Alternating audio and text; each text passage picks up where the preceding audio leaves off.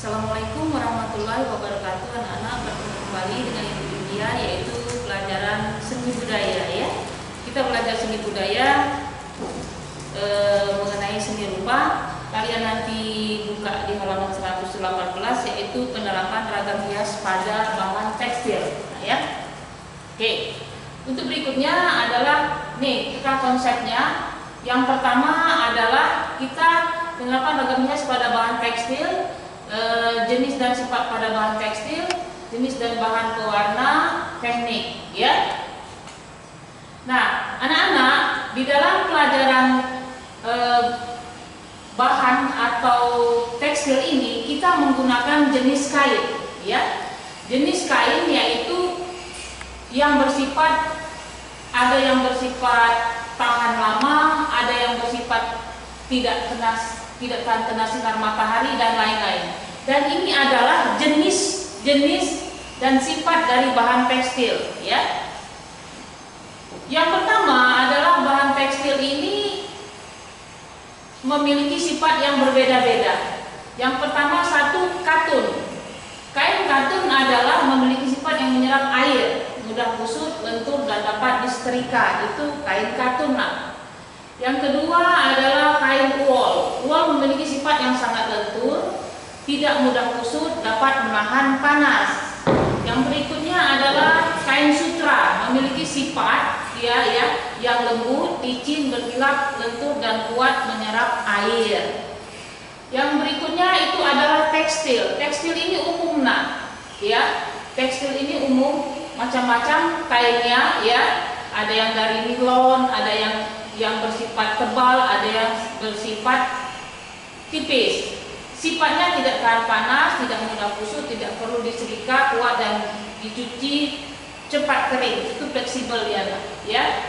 Nah, nanti kita akan mempraktekkan cara membuat gambar atau mempraktekkan cara membuat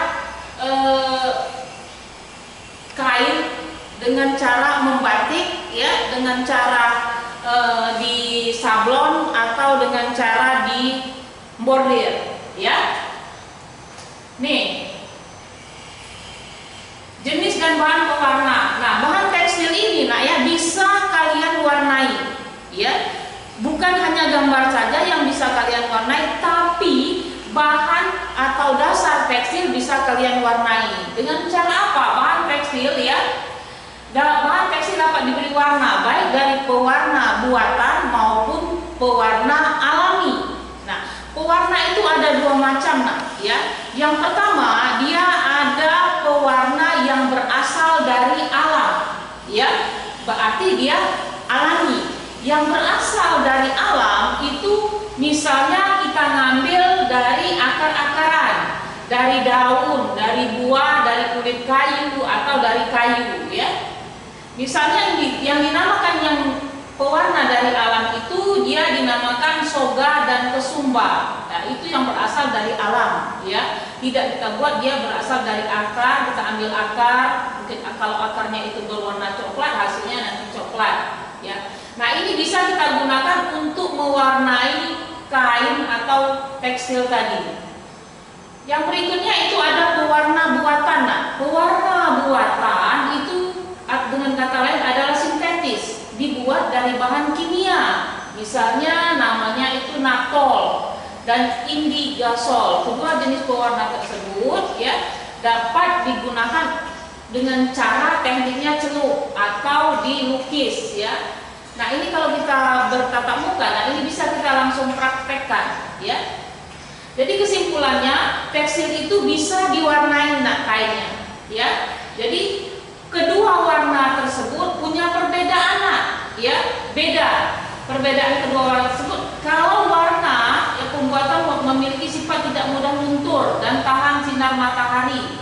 Sebaliknya, pewarna yang alami memiliki sifat mudah luntur dan mudah pudar karena tidak akan tahan sinar matahari. Jadi yang lebih awet itu adalah yang berasal kita buat sendiri ya. Jadi yang berasal dari akar-akaran dan kulit kayu, dan ini tidak tahan lama dan cepat mudah pudar ya. Oke. Berikutnya adalah menggambar ragam hias pada bahan tekstil. Nah, tekniknya kita menggambar pada bahan tekstil ini ada tekniknya. Nah, tekniknya itu tergantung dari bahannya, ya.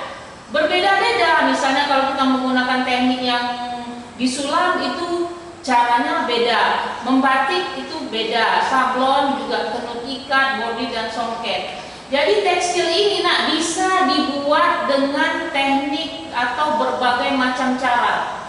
Tekstil itu bisa disulam, ya, misalnya ada pada pakaian, ada membatik, sablon, tenun ikat, bordir dan songket. Nih, berikut adalah contoh-contoh hasil ragam hias dengan teknik yang berbeda-beda. Ini contohnya, nah. Ini contoh ragam hias yang disulam, ya. Ini kain yang disulam dengan menggunakan benang. Kita gambar dulu, ya.